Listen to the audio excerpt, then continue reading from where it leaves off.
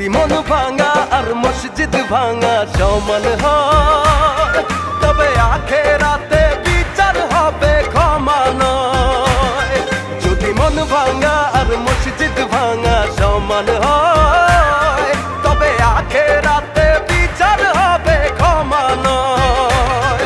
যদি মন ভাঙা আর মসজিদ ভাঙা সমান হয়, তবে আখেরাতে বিচার হবে ক্ষমা নয়। যদি মন ভাঙা আর মসজিদ